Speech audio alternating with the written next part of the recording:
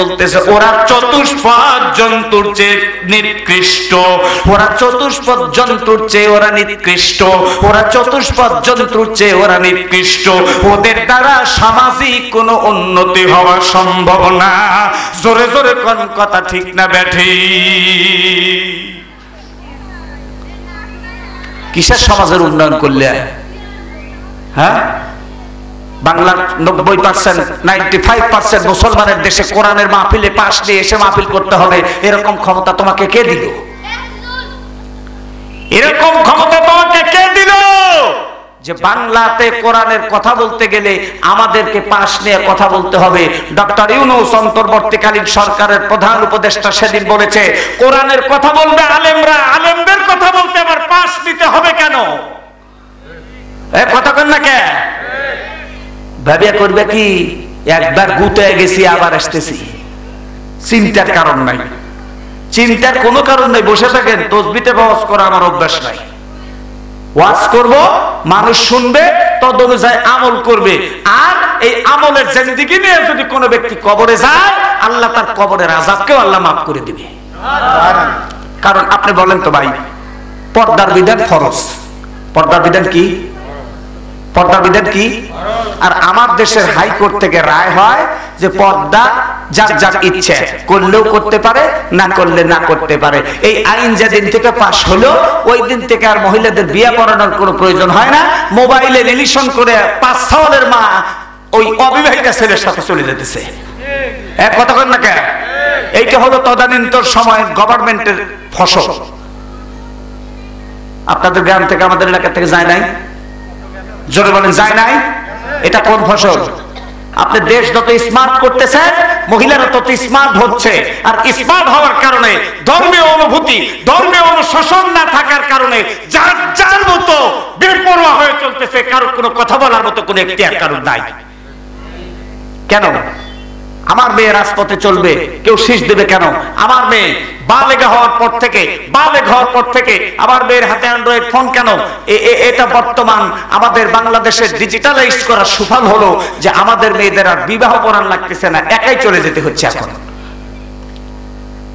এই যে যৌতুকের বিরুদ্ধে আইন পাশ হলো পার্লামেন্টে, আজ পর্যন্ত কি বাংলার মস্তক থেকে যৌতুক উঠেছে?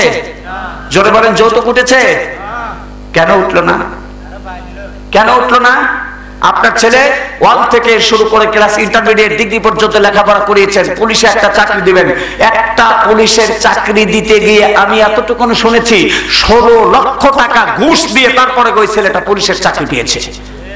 আচ্ছা, ওই ব্যক্তিটা পুলিশের চাকরি নিতে গিয়ে যদি 16 লক্ষ টাকা নেয়, ওর বেতন দিয়ে তো পোষাবে না।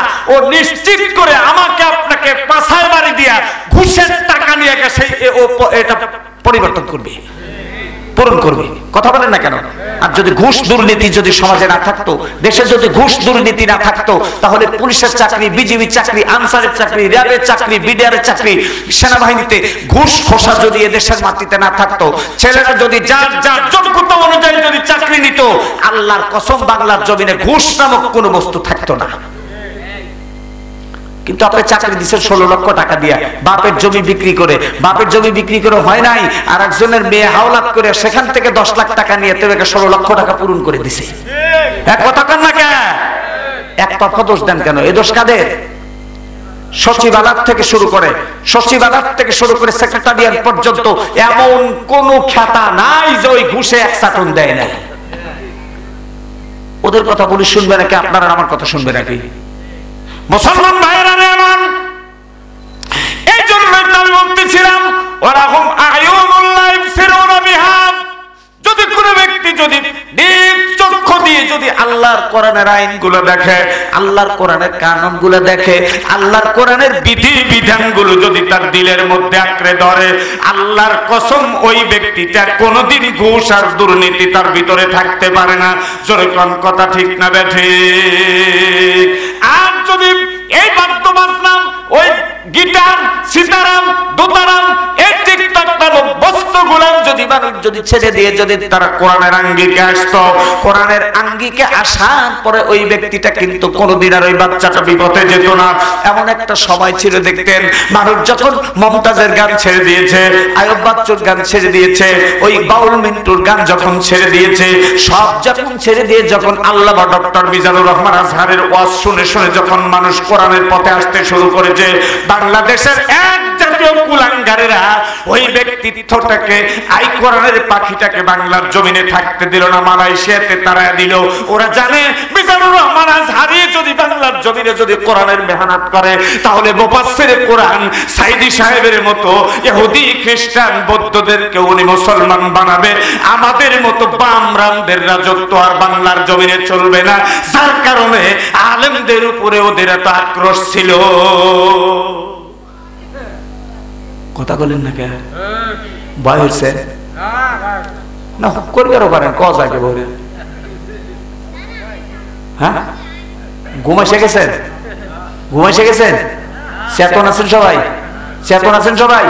তাহলে কারা চেতন আছেন একটা আল্লাহকে ডাক দেন তো। লা ইলাহা ইল্লাল্লাহ, লা ইলাহা ইল্লাল্লাহ, লা ইলাহা ইল্লাল্লাহ, লা ইলাহা ইল্লাল্লাহ। এখন আসুন যে কথাটা আমরা বলবো, আল্লাহ পাক এই জন্যই তো সকল নীতির মধ্যে মূল নীতিটা জমিনে প্রকাশ করার জন্য আল্লাহ রাব্বুল আলামিন তিনি বলতেছেন, তাবারাকাল্লাযী বিয়াদিহিল মুলক ওয়া হুয়া আলা কুল্লি শাইইন কাদির। আল্লাহু আকবার।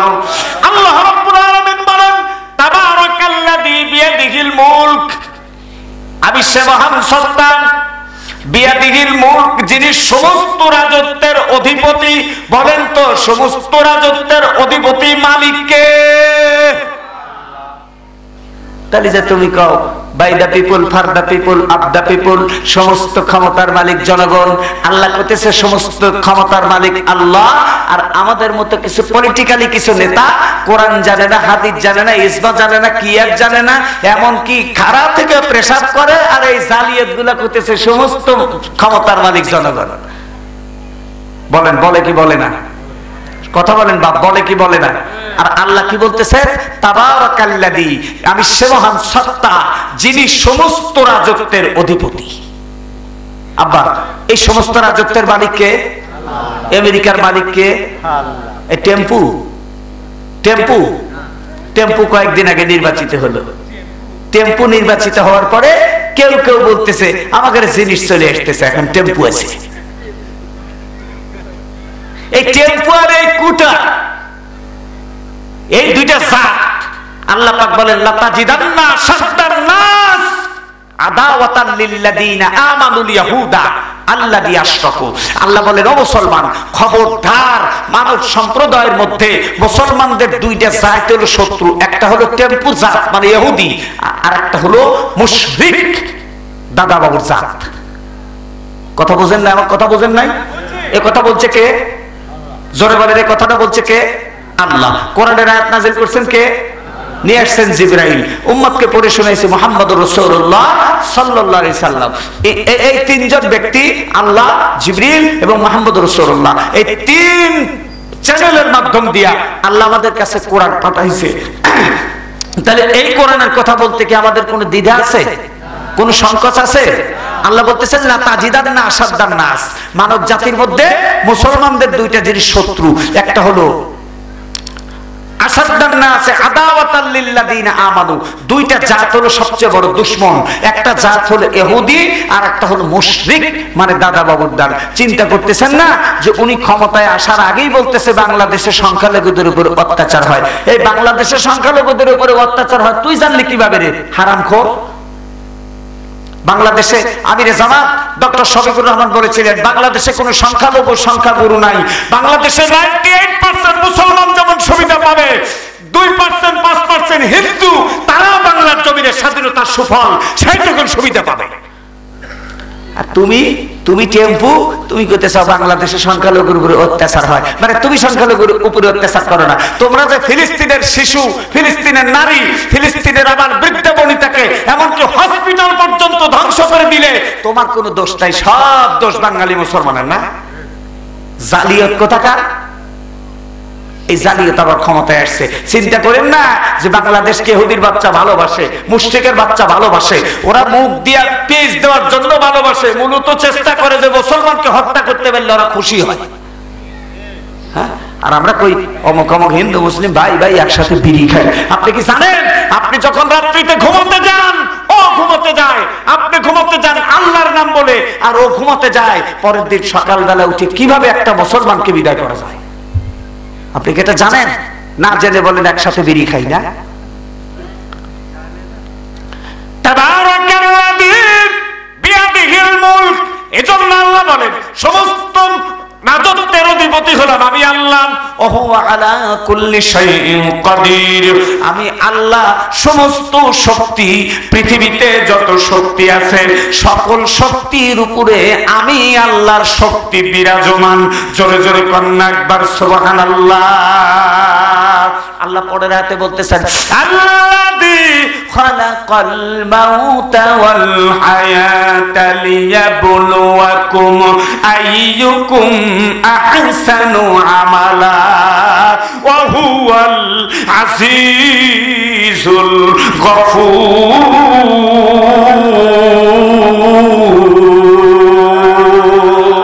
আল্লাহ পাক বলেন আল্লাযী খালাকাল মাউতা ওয়াল হায়াত, উচিত ছিল কিন্তু আল্লাযী খালাকাল হায়াতা ওয়াল মাউত, ঠিক না? কিন্তু আল্লাহ এখানে কি দিল? আল্লাযী খালাকাল মাউতা ওয়াল হায়াত। তাফসীরে কবিরের মধ্যে ইমাম ফখরুদ্দীন রাজি রাহমাতুল্লাহি আলাইহি তিনার কিতাবের মধ্যে লিখতেছে আল্লাযী খালাকাল মাউতা ওয়াল হায়াত, আল্লাহ পাক মওতটা আগে লিপিবদ্ধ করে মানুষকে সতর্ক করছে, বান্দারে হায়াত যখন তুমি পেয়েছো মার পেটের থেকে, যেদিন তুমি পৃথিবীতে এসেছো ওই দিন থেকেই যেন বান্দা মৃত্যুর কথা অনুসরণ করে তার বাড়ি থেকে রাষ্ট্র পর্যন্ত সে যেন আল্লাহর হুকুম চালায়। আর মওতের ভয় যদি কোনো ব্যক্তির ভিতরে একটা বার যদি মওতের ভয়টা গ্রাস করতে পারে, ওই ব্যক্তিটার রাজনীতি, অর্থনীতি, সমাজনীতি, সমরনীতি, পররাষ্ট্রনীতি, স্বরাষ্ট্রনীতি, শিক্ষানীতি, নারী নীতি, চুক্তি নীতি, বন্দী নীতি, যুদ্ধ নীতি, মৃত্যুর ভয় যদি কোনো একটা ব্যক্তির দিলের মধ্যে থাকে, এতগুলার নীতির মধ্যে কোনদিন ওই ভারত আমেরিকার নীতি আনতে পারবে না। মুসলমানের রীতিনীতি দিয়ে যেন রাষ্ট্র চালায়। জোরে কান সুবহানাল্লাহ। আর দ্বিতীয় কথা হচ্ছে এই তাফসীরের মধ্যে, তাফসীরে মুনাবিহের গ্রন্থের মধ্যে আল্লামা ইমাম কুরতুবী রাহমাতুল্লাহি আলাইহি তার কিতাবের মধ্যে তাফসীরে কুরতুবীর মধ্যে লিখতেছে আল্লাযী খালাকাল মাউতা ওয়াল হায়াত, আল্লাহ পাক মওতের কথা আগে দিয়ে হায়াতের কথাটা আল্লাহ পরে দিয়ে বুঝাইতে চায়, বান্দারে শোনো, তোমাকে যে দুনিয়ার উপরে একটা হায়াত দিলাম, দুনিয়ার উপরে 60-70 বছর, 80 বছর, 100 বছরের যে হায়াত দিলাম, হায়াতের পরে আমি মালিকুল মওতকে পাঠায়া অল্প কিছুক্ষণের মধ্যে তোমাকে একটা মৃত্যু নামক একটা বস্তু দান করব। মৃত্যু নামক বস্তু দান করার পরে পরজগতের যে হায়াত আছে, হায়াতের তো কোনো শেষ নাই। এই জন্য ছোট্ট করে একটা মওতের কথা আল্লাহ দিয়া ওই পরের জীবনের হায়াত, লম্বা হায়াতের কথা আল্লাহ বুঝায় দিছে। দুনিয়ার জমিনে যদি ছোট্ট হায়াত পেয়ে যদি আমি আল্লাহর রাত যদি জমিনে প্রতিষ্ঠিত করতে পারো, আমার কোরআন দিয়ে যদি তুমি সমাজ পরিচালনা করতে পারো, আমার কোরআন দিয়ে যদি তুমি রাষ্ট্র পরিচালনা করতে পারো, আমার কোরআন দিয়ে যদি তোমার ইন্টারন্যাশনাল জীবন পরিচালনা করতে পারো, তাহলে আমি রব্বুল আলামিন তোমার বাড়ির ছোপের বেড়ার থেকে সেক্রেটারিয়াল পর্যন্ত তুমি যদি কোরআন দিয়ে যদি চালাতে পারো, আল্লাযী খালাকাল মাউতা ওয়াল হায়াত, আমি তোমাকে মওতের পরে উত্তম একটা হায়াত দান করব, যেই হায়াতের কোনো শুরু আছে আর কোনোদিন শেষ হবে না, আবাদান আবাদান। একটু কি চিৎকার মেরে সুবহানাল্লাহ বলা যায় না? ইন্নাল আবরারা লাফি নাঈমিহি ওয়া ইন্নাল ফুজ্জারা লাফি জাহিম। আল্লাহু আকবার বলেন। ইন্নাল আবরারা লাফি নাঈম, যেই ব্যক্তিটা এই ছোট্ট হায়াত পাওয়ার পরে নেক কাজ করবে, যেই ব্যক্তিটা নেক ছোট্ট হায়াত পাওয়ার পরে তার জীবনটাকে কোরআনের কাছে সফর্দ করবে, তার জীবনটাকে তিনি হাদিসের কাছে সফর্দ করবে, যার জীবনটাকে আল্লাহ রাসূলের জীবন আদর্শের সঙ্গে যার জীবন আদর্শটা ছোট্ট হায়াতে মিলাবে, আল্লাহ পাক বলেন ইন্নাল আবরার লাফি নাঈম, ওই ব্যক্তিটা ইন্তিকালের পরে আমি আল্লাহ তার কবরে জান্নাতে সুশীতল বাতাস দেব। একটু কি জোরে সুবহানাল্লাহ বলা যায় না? যেই ব্যক্তিটার জীবন আদর্শটার সাথে আমার নবীর আদর্শের কোনো মিল নাই, যেই ব্যক্তিটার জীবন আদর্শটার সাথে সাহাবায়ে কেরামের আদর্শের মিল নাই, যেই ব্যক্তিত্বটার জীবন আদর্শের সাথে আল্লাহর কোরআনের কোনো মিল নাই, যেই ব্যক্তিটার জীবন আদর্শের সঙ্গে ইসলামী চরিত্রের কোনো মিল নাই, ওয়া ইন্নাল ফুজ্জারা লাফি জাহিম, ওই ব্যক্তিটাকে কিয়ামতের ময়দানে আল্লাহ পাক জাহিম নামক জাহান্নামে আল্লাহ পাক তাকে নিমজ্জিত করবে। প্রিয় হাজিরিন, আল্লাহ রাব্বুল আলামিন এই জন্যই তো কোরআনুল কারীমের মধ্যে বলেন লিয়াবলুয়াকুম আইয়ুকুম আহসানু আমালা ওয়া হুয়াল আজিজুল গফুর, আলামে আও ওয়াল বারাহে ইন্তিহা, আলামে আও ওয়াল বারাহে ইন্তিহা, আলমে সানি জাযায়ে ওয়া আল্লাহ রাব্বুল আলামিন বলেন যে ব্যক্তিটা পৃথিবী নামক আলম নামক পৃথিবীতে আলমে খলকে যদি কোনো ব্যক্তি যদি নেক আমল করতে পারে, এই জন্যই আমি রব্বুল আলামিন তোমাদেরকে ছোট্ট হায়াত দিয়ে পৃথিবীতে পাঠিয়েছি লিয়াবলুয়াকুম আইয়ুকুম আহসানু আমালা, আমি দেখতে চাই পৃথিবীতে কে কত ভালো আমল করে, এটা আমি দেখতে চাই। ওয়া হুয়াল আজিজুল গফুর, আমি তাদেরকে লিয়াবলুয়াকুম, আমি তাদেরকে পরীক্ষা করব, আইয়ুকুম অবশ্যই আমালা, কে কত ভালো আমল করতে পারে। ওয়া হুয়াল আজিজুল গফুর, আমি প্রজ্ঞাময় এবং আমি পরিক্রমশালী। অবশ্যই পরীক্ষাতে যে ব্যক্তিটা উত্তীর্ণ হবে ওই ব্যক্তিটার জন্য আমার কাছে সুফল আছে, আর যে ব্যক্তিটা আমি আল্লাহর দেওয়া পরীক্ষাতে ফেল করবে, অনুত্তীর্ণ হবে, ওই ব্যক্তিটার জন্য কিয়ামতের ময়দানে বড় বিরাট বহুল ভয়ানক জায়গা আছে। জোরে জোরে কন্যা একবার নাউজুবিল্লাহ। তাহলে আল্লাহ আমাদেরকে পৃথিবীতে পাঠালেন ভালো আমল করার জন্য না বেশি আমল করার জন্য? ভালো আমল, বেশি আমলের কথা কোরআনে এই জায়গায় নাই। জোরে বলেন, বেশি আমলের কথা এই জায়গায় নাই। আপনি বেশি বেশি তাহাজ্জুদ পড়লেন, আবার পরের গাছের লাউয়ের পাতা দিয়ে সকালবেলা আপনার গিন্নি ভাত দিল, আপনি তাহাজ্জুদের নামাজ পড়লেন, কিন্তু ওই লাউয়ের পাতা কোন গাছের থেকে আনলো আপনি তাহকিক করে খাইলেন না, তাহলে আপনার কি বেশি আমলের দাম আছে? জোরে কোন দাম আছে? কি কেরবা আজকে তোমাদের বাড়ি কুত্তা গাও হইল কেরবা, কি হচ্ছিল? ছোট্ট আসছিল নাকি? চাচা কে বলে জানলেন?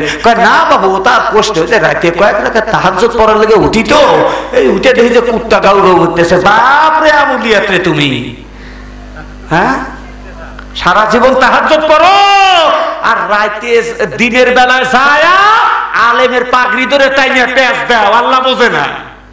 হ্যাঁ আল্লাহ বোঝে না এগুলা? সারা রাত তাহাজ্জুদ পড়ো আর সকালবেলা মৌলবীদের কও যে ওরা রাজাকার স্বাধীনতা বিরোধী। এ আলেম লাগে নাই কোন জায়গায় রে? তোর মার বিয়ের সময় আলেম লাগছে। বাবা আপনারা কথা না করি বাবা, আমার ওয়াজ হয় না।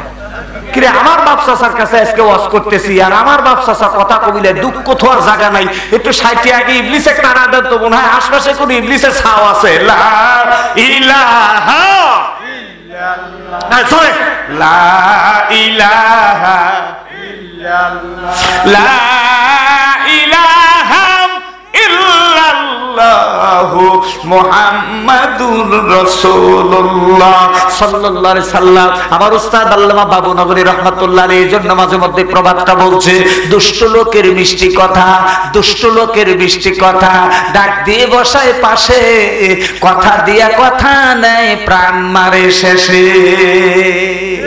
এমন লোক আমার কয়রাতে দেখছি, ওই লোকগুলো আলেমের সাথে মিঠা মিঠা কথা কয়, আবার 999 ফোন দিয়ে তাদেরকে ধরায়া দেয়। এই শ্রেণীর এই জাতের কুলাঙ্গার মুনাফিক আছে না? না আছে? আছে? আমাদের গ্রামের মাওলানা এই কিছুদিন পূর্বে সম্ভবত 19-এ বা 18-তে সাধারণ একটা কাগজ লটকানোর কারণে আলেম সাহেব আমার কাছে গতকালকে বসে আছিল রাত্রিতে 2 ঘন্টা বড় পেশাল পাচ্ছে। বাজান আমার যে গুড়ি কয়টা মাজার উপরে দিছে, যে কটা গুড়ি আমার মাজার উপরে দিছে, এখনো পর্যন্ত আমি যুবক মানুষ মাজা নিয়ে নামাজ পড়তে পারি না, আমি ব্যথা পাই। আপনি জানেন আমার মতো ছেলে আমি আব্দুল্লাহ, আমার জালসা দিতে গেলে এক ব্যক্তি তিনি বলতেছে ও জালসা না দেওয়াই ভালো, কারণ রাষ্ট্রবিরোধী কথা কয়। কোরআন হাদিসে যদি রাষ্ট্রবিরোধী কথা, কোরআন হাদিসের কথা বললে যদি রাষ্ট্রবিরোধী হয় তাহলে কি বলবে? নামাজের সময় কোরআন হাদিস পড়ছ কেন? তাহলে নামাজের সময় বাম রাম বাম রাম বাম রাম আল্লাহু আকবার। তুমি নামাজের সময় বলবা ইয়্যাকা না'বুদু ওয়া ইয়্যাকা নাস্তাঈন, তোমার কেবলমাত্র তোমার ইবাদত করি, তোমার দাসত্ব করি, ওয়া ইয়্যাকা নাস্তাঈন, তোমার কাছে সাহায্য চাই।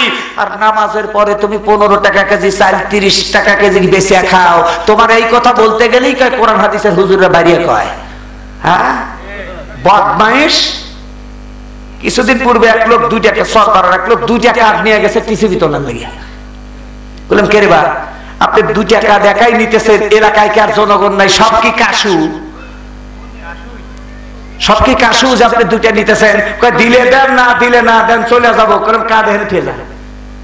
আমি আব্দুল্লাহ দুর্নীতি খাইও না, দুর্নীতি প্রশ্রয় দেই না। একজন মানুষ একটা পাবে, একটার বেশি 2টা নিতে গেলে ও স্বৈরাচার, আর স্বৈরাচারের কয়লার মাটিতে কোনো স্থান নাই। মেধা আগে সব খারাই মেধা আগে সব ঠিক না ঠিক তাও খবর পারো না। আল্লাযী খালাকাল মাউতা ওয়াল হায়াতা লিয়াবলুয়াকুম, এই আয়াত পড়তেছিলাম না, আইয়ুকুম আহসানু আমালা। আল্লাহ পাক বলেন আমি তোমাকে এই জন্য দুনিয়াতে পাঠাইছি যে তুমি কত ভালো আমল করতে পারো। বলেন তো ভালো আমলের মধ্যে মানুষের উপকার ভালো আমলের মধ্যে আছে না? একটা কথা আমি আপনাদেরকে বলি বাজার, আমি আল্লাহর কসম যদি কথাটা মিথ্যা কথা বলে থাকি, মাইকে বলছি, রেকর্ড হচ্ছে, আগামী কাল সারা দেশে আমার ওয়াজগুলো ছড়ায়া যাবে। আব্বা জানেরা 2019 সালে কোভিড-19, 19 সালে করোনা হয়েছিল, বলেন হয় নাই? করোনা হয়েছিল কি হয় নাই? এ বন্ধু, ওই করোনার সময় জালসা বন্ধ, জালসা কে চলছে, মিলাদ মাহফিল চলে নাই। এমনকি বিশ্ব বড় বড় মোড়লেরা, বাংলাদেশ সহ তামাম বিশ্বের বড় বড় মোড়লেরা বলছিল ঘরে থাকো, ঘরে নামাজ পড়ো। এমনকি জুমার নামাজে 5 জন, রক্তীয় নামাজে 3 জন। হয়েছিল কি হয় নাই? আমি আমার মসজিদে বলেছিলাম যত লোক আসবেন একসাথে আমরা জুমার নামাজ পড়বো, মারা যদি যায় এক কবরে সবাই দাফন হব, আল্লাহর হুকুম ছেড়ে দিতে রাজি নাই। করোনা দিছে কে? জোরে বলেন, করোনা দিছে কে? এই করোনার মধ্যে কোন আলেম কিন্তু মারা যায় নাই। এই আলেম এই করোনার মধ্যে অধিকাংশ করোনায় মারা গেছে যারা ঘুষখোর আর পরের জমির আইল ঠেলে। এ কথা কন না কে? বড় বড় এই করোনার সময় দেখলাম, আরে সরকার সাহায্য দিল, গরিব নাচারকে তোমরা তেল দাও, চিনি দাও, টাকা দাও, পয়সা দাও। দেখা গেল অনেক অনেক খেতার ঘরের মধ্যে টেবিলের নিচে আর খাটের নিচে সয়াবিন তেলের বোতল দেখা যায় নাই? সেই সময় আব্বা জান, আমি আব্দুল্লাহ, মাত্র তখন আমি 3000 টাকা বেতন পাই। আপনারা বলেন তো 3000 টাকায় কি আমার মতো একটা সংসার চলে? জোরে বলেন চলে? এই 3000 টাকা বেতন চলে না। আমি একজন মানুষ, আমার গ্রামের একজন প্রবীণ মানুষ, উনি চাকরিজীবী মানুষ, আমার সানোয়ার হোসেন আলহাজ আব্দুস সোবহান খোদগিরের ছেলে, আপনারা অনেকেই তাকে চেনেন। একজন চাচা মিয়ার কাছে ইফতার করে যায়, বললাম চাচাজি আমি আপনাদের বাড়িতে খাই, আমি আপনাদের মহল্লাতে খাই। চাচাজি, আমি আমার বিবির কাছ থেকে শুনেছি আমার ঘরের চাউল পড়ে গেছে, তেল পড়ে গেছে, এমনকি আমার জুবায়ের হাসান যদি আজকে আপনাদের মহল্লার থেকে একটু যদি সহানুভূতি না করেন, সাহারি খাওয়ার মতো ব্যবস্থা আমার নাই। আমি না হয় আপনাদের মহল্লার থেকে খাবার দেয়, আমার বিবি বাচ্চার খাবার তো মহল্লার থেকে দেয় না। যদি একটু ব্যবস্থা করতেন উপকার হতো। আমাকে একটা নাম্বার দিল বাজার, এই নাম্বারে একটু ফোন দাও, ফোন দেওয়ার পরে একটু ওনার কাছে বলো শত শত মানুষ অমুক জায়গা থেকে চাউল দিচ্ছে, আধা মণ চাউলের ব্যবস্থা যদি তিনি করে দেন, মাত্র রমজানের আর 15টা দিন আছে, তারাবির বেতন পাবে, অত্তেও নামাজের বেতন পাবে, একটু সচ্ছল ভাবে চলতে পারবে। ফোন নাম্বার নিলাম, ফোন নাম্বার দেবার পরে তারাবিহের নামাজ পড়লাম, আমি নাম বলবো না। তারাবিহের নামাজ পড়ার পরে ফোন দিয়ে বললাম, মামা আপনি অনেক মানুষকে অনেক কিছু দিচ্ছেন, অনেক মানুষকে অনেক কিছু দিচ্ছেন, আমি অন্ধ লোক, আমার জালসা নাই, আমার যে বেতন পাই ওই বেতনে আমার সংসার চলে না বাবা, যদি একটু দয়া করে যদি একটু 25 কেজি চাউলের ব্যবস্থা করে দিতে, তাহলে একটু ভালোভাবে আমার এই রমজানুল মুবারকের মাসটা চলতো। বাবাজি যদি দেন, আমি আপনার কাছে আগামীকাল অমুক জায়গাতে আসবো, আপনার অফিসে আসবো, তাহলে আমার একটু উপকৃত হব। আমি ওই ব্যক্তিটা বলল, হুজুর আপনার আশা লাগবে না, আগামীকাল আমি চৌকিদার দিয়ে পৌঁছায় দেব। আমি খুব খুশি হলাম, ওখান থেকে 2-2.5 কেজি চাউল নিয়ে গেলাম। আগামীকাল অথবা পরদিন কিছু চাউল হয়তো আমাদের লিডার দিবে, লিডারশিপের পাঠায় দিবে। পরের দিন দেখলাম আমার আপন বড় ভাই, ওনার ঘরে তখনও প্রায় 21 থেকে 22 মণ ধানের চাউল ছিল, তার বাড়িতে 1 বস্তা চাউল চলে গেল। আমি অন্ধ লোক, আমার বাড়িতে 19 সালে চাইছিলাম, আজ 24 সাল, আজ পর্যন্ত চাউল গেল না। আমি তখন চিন্তা করলাম, হায় রে, এইটাই কি স্বাধীনতার সুফল? যার বাড়িতে 21 মণ ধানের চাউল আছে তার বাড়িতে বস্তা আসে, আর আমি ইসলামের কথা বলি, কোরআনের কথা বলি, হাদিসের কথা বলি, যার কারণে আমার বাড়িতে সরকারি চাউল আসলো না। এই কথাটা একজন মানুষের কাছে আমি খুলে ভেঙে বললাম। তার বাড়ি আমার জঙ্গল খামার, আমার মহিরুদ্দিন দাদার কলিজার টুকরো ছেলে আমার সাইদুর রহমান, আমার চাচা এখনো বেঁচে আছে, শুনে দেখেন। উনি আমাকে ধমক দিয়ে বললাম, এই বেটা, তুমি একজন হাফেজে কোরআন, তুমি একজন আলেম মানুষ, ও যত বড় নেতা হোক না কেন, ওর কাছে সাহায্য চাইতে গেলা কেন? আমাকে 1 মিনিট ফোন দিতে পারলা না? এই কথাটা বলে আমাকে ধমক দিয়ে তিনি ওখান থেকে সরায় দিল রাগ করে। পরের দিন সকালবেলা সাহারির সময় দেখি প্রায় 50 কেজি ওজনের একটা বস্তা ওনার বাড়ির থেকে নিজের ধান ভাঙায় চাউল, আর পুকুর থেকে ওনার ছোট্ট ডোবার থেকে অনেক মাছ তরু তরকারি নিয়ে দিয়ে আসলো। আমাকে বললো, আব্দুল্লাহ, জীবন চলে যেতে পারে, অমুক নেতার কাছে সাহায্য চাওয়া যাবে না। তখন আল্লাহর কোরআনের ওই আয়াতটা আমার মনে পড়ে গেল, ওয়াইদা সাআলতা ফাসআলিল্লাহ ওয়াইদা ইসতাআনতা ফাসতাইযু বিল্লাহ। আল্লাহ পাক বলেন, যদি কোনো কিছু চাইতে হয় নেতা বা নেত্রীর কাছে চাইও না, আমি আল্লাহর কাছে চাও। ওয়াইদা ইসতাআনতা ফাসতাইযু বিল্লাহ, আমি আল্লাহ তোমার চাওয়ার আগেই আমি আল্লাহ পূরণ করে দেব। সুবহানাল্লাহ। বলেন এইটাই কি স্বাধীনতার সুফল? বলেন। এই বলছি একটা কার্ড দেন, 30 কেজির একটা কার্ড দেন, স্বল্প টাকা বেতন পাই, জালসা করে তো টাকা পয়সা চায় নেই না, যে যা দেয় তাই আল্লাহ বুঝে হাত দিয়ে পকেটে নিয়ে বাড়ির যাই। অনেক জালসায় গাড়ি ভাড়াও হয় না, একটু 30 কেজি চাউল দেন, কয় আপনি দিলি দলীয় চাপ আসে। এই একটা অন্ধ বিকলাঙ্গ প্রতিবন্ধী লোকে দিলে যদি চাপ আসে, তুই কিসের নেতারে? রাগ করতেছে? আগামীর থেকে দাওয়াত দিয়ে না, আমার আপত্তি নেই, ওই চিন্তাই করি না কে দাওয়াত দিল কে দাওয়াত দিল না। ও গান কয় ওয়াজ করতে হবে,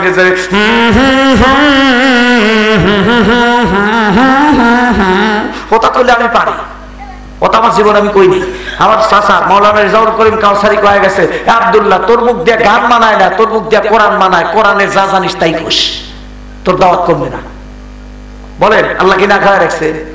কথা বলেন, আল্লাহ কি না খাওয়া রাখছে? এখানকার কোন ব্যক্তি বলতে পারবেন আব্দুল্লাহ আমার বাড়ির জালসা করে আমি 1000 টাকা চাচ্ছি, 1000 টাকা দিছি আর 1000 টাকা চাই নিছে? বলতে পারবেন? কোন ব্যক্তি যদি বলতে পারে, কোন ব্যক্তি যদি প্রমাণ করতে পারে আমি আব্দুল্লাহ বলে গেলাম, আর জীবনে আমি মাইকের সামনে কথা বলবো না।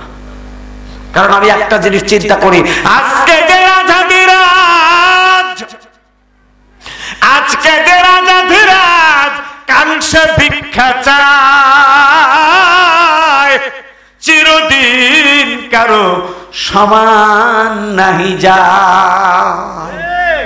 আজকে তুমি বাদশা, আল্লাহর কোরআনের বিরোধিতা যদি করো, আল্লাহ তোমাকে এমন ভাবে ধরবে, তুমি পিছন দরজা দিয়ে পালানোর সময় আল্লাহ তোমাকে দেবে না। আমি এটুকু চিন্তা করি, আল্লাহ আজকে তুমি আমাকে রাজখানা খাওয়াচ্ছ, কালকে তুমি আমি আব্দুল্লাহকে ইচ্ছা করলে নয়নগাতে স্টেশনে তুমি আমাকে থাল হাতে দিয়ে সেকেন্ডের মধ্যে নিতে পারো। আল্লাহ এটা তোমার ইচ্ছে। হ্যাঁ, 2 দিনের কিছু পায়া বাবা আমি হনু কি না, আমি হনু কি? আল্লাহ কয় না, কুলিল্লাহুম্মা মালিকাল মুলক, আল্লাহ কয় সমস্ত রাজত্বের অধিপতি হলাম আমি আল্লাহ। মালিকাল মুলক, সমস্ত রাজত্বের মালিক আমি আল্লাহ। ওয়াতানজিউল মুলকা মিম্মান তাশা, আল্লাহ কয় আমি যাকে, আমি যেই ব্যক্তিকে সম্মানের আসনে বসাই ওই ব্যক্তি সম্মানের আসনে বসে। হ্যাঁ, যে ব্যক্তিটাকে আমি সম্মানের আসন থেকে আমি আল্লাহ নামায় দেই ওই ব্যক্তিটাকে কেউ সম্মান দিতে পারে না। এই কথাটা কার? আমার না আল্লাহ? জোরে বলেন আমার না আল্লাহ? আজকে আমি আব্দুল্লাহ কি পাসি, একটু কিছু পায়া শোর হইলাম না, বলে মাস্টার কিছুই লে সব আমি। আল্লাহ কয় না, তুমি কিছুই লে, তোমাকে আমি সাপোর্ট দে মুহূর্তের মধ্যে নামায় দিয়ে পারি, তুমি কিছুই লয়। দিনের নবীজি বলেন, মাল্লাম ইয়ারহাম সাগীরানা ওয়া লাম ইউআক্কির কাবীরানা ফালাইসা মিন্না। নবীজি বলেন, যেই ব্যক্তিটা ছোটকে স্নেহ করলো না, বড়কে সম্মান করলো না, যেই ব্যক্তিটা আলেমকে ইজ্জত করলো না, ওই ব্যক্তিটা আমি নবীর উম্মত না। জোরে কোন কথা ঠিক না ঠিক? তাহলে আমার চিন্তা করা লাগবে, মাস্টার আমার একদিনের বয়সে বড়, ওনাকে আমার সম্মান করতে হবে। মাস্টারকে মনে করতে হবে আব্দুল্লাহ আমার একদিনের ছোট, ওকে স্নেহ করতে হবে। যেই ব্যক্তিটা আল্লাহর কোরআনের শিক্ষায় শিক্ষিত, ওই ব্যক্তিকে তাজিম করার কথা আমার সোনার রাসূল তার সোনার জবানে বলে গেছে। একটু কি জোরে সুবহানাল্লাহ বলা যায় না? قال رسول الله صلى الله عليه وسلم كل امتي يدخلون الجنه الا من ابى قيل من ابى يا رسول الله قال من اطاعني دخل الجنه ومن عصاني فقد ابى। আল্লাহর নবীজি বলেন, আমার সমস্ত উম্মত জান্নাতি, আমার সমস্ত উম্মত জান্নাতি, আমার সমস্ত উম্মত জান্নাতি। قيل من ابى, হুজুর আপনার সমস্ত উম্মত জান্নাতি। আমার নবী বললেন, قيل من قال من اطاعني دخل الجنه ومن عصاني فقد ابى। নবী বলেন সব উম্মত জান্নাতি, কিন্তু যেই ব্যক্তিটা আমি রাসূলের আদর্শটা মানে না ওই ব্যক্তিটা ছাড়া ওমান আসানি ফাকাদ আবা, ওই ব্যক্তিটা জান্নাত তো দূরের কথা জান্নাতের সুঘ্রাণ অনুভব করতে পারবে না। জোরে জোরে কান্না একবার সুবহানাল্লাহ, সুবহানাল্লাহ, আলহামদুলিল্লাহ, লা ইলাহা, জোরে বলেন সুবহানাল্লাহ, আলহামদুলিল্লাহ, লা ইলাহা ইল্লাল্লাহ, লা ইলাহা ইল্লাল্লাহু, লা ইলাহা ইল্লাল্লাহু মুহাম্মাদুর রাসূলুল্লাহ। আল্লাহুম্মা সাল্লি আলা, জোরে, মাওলানা মুহাম্মদ ওয়া আলা আলি সাইয়্যিদিনা মাওলানা মুহাম্মদ সাল্লাল্লাহু আলাইহি ওয়াসাল্লাম, লিয়াবলুয়াকুম আইয়ুকুম আহসানু আমালা। আল্লাহ পাক বলেন, কে কত ভালো আমল করতে পারো, কে কত সুন্দর আমল করতে পারো। সুন্দর আমল যদি করতে পারো, আল্লাহ পাক বলেন, ওয়ালাকুম ফিহা মা তাশতাহি আনফুসুকুম ওয়ালাকুম ফিহা মা তাদউন।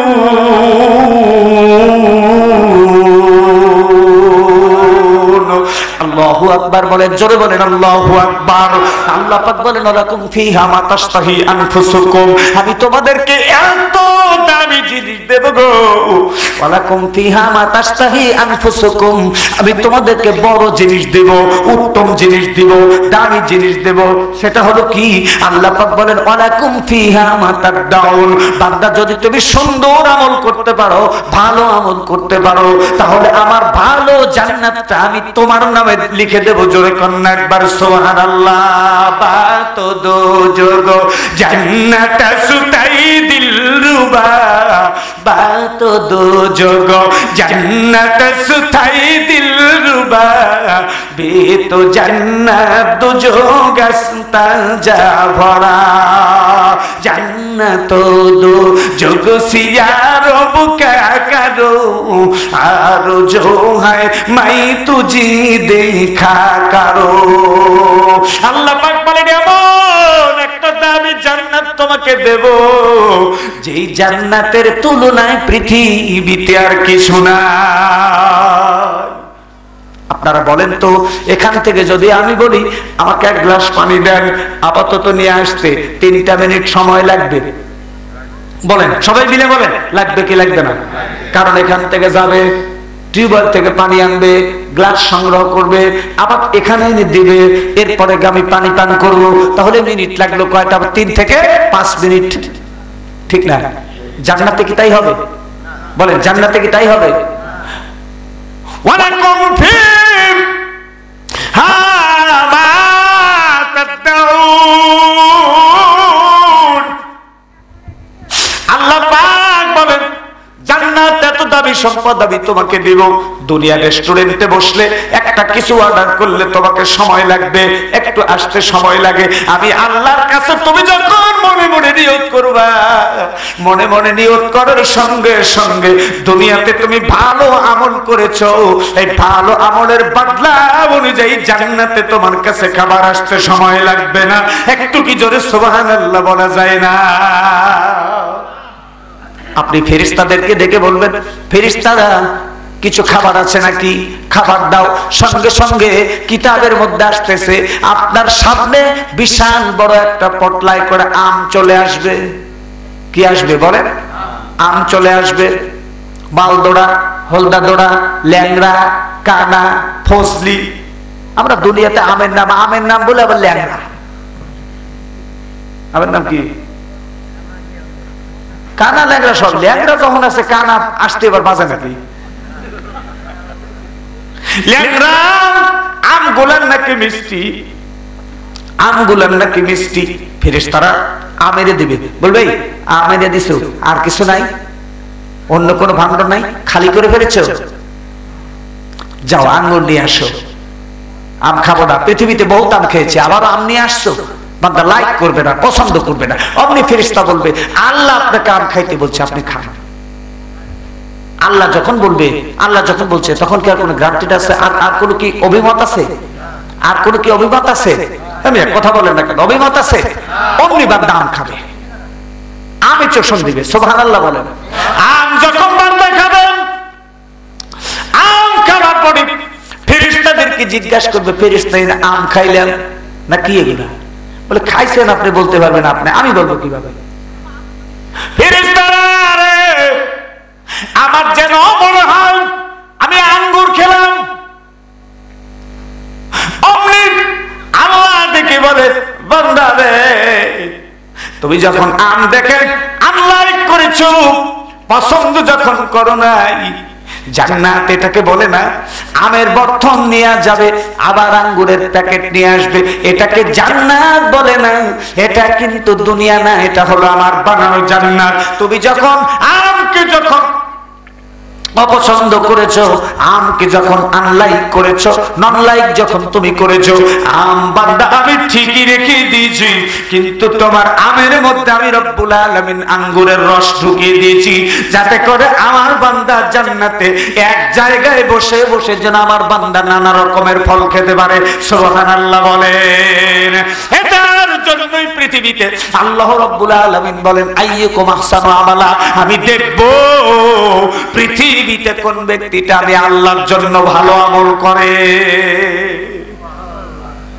বেশি আমল করা লাগবে না, ভালো আমল করা লাগবে। হ্যাঁ, আপনি নামাজ পড়তেছে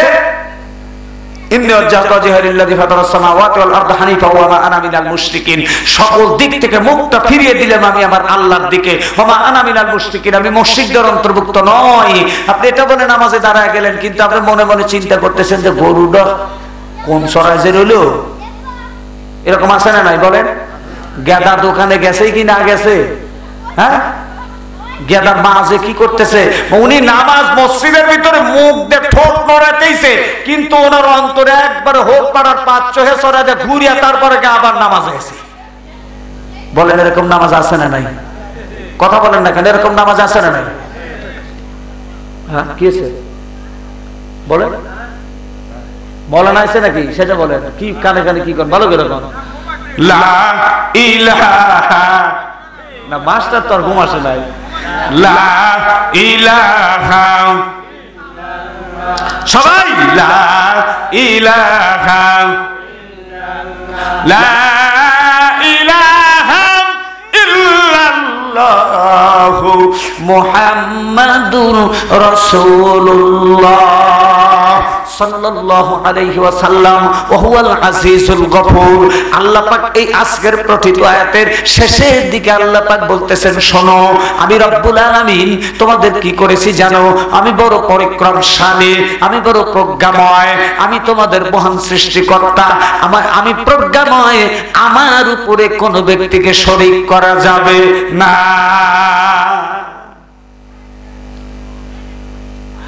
আল্লাযী খালাকাস সামাওয়াতি তিবাকা, আমি রব্বুল আলামিন শুধু পরিক্রমশালী এটাই শুধু না, আল্লাযী খালাকাস সাবআ সামাওয়াতি তিবাকা, বান্দারে আমি কত বড় তোমার রব, আমি কত বড় তোমার স্রষ্টা, আমি কত বড় তোমার রব। আমি রব্বুল আলামিন সাতটা স্তর বিশিষ্ট আমি আল্লাহ কক্ষ বিশিষ্ট আসমান তৈরি করেছি।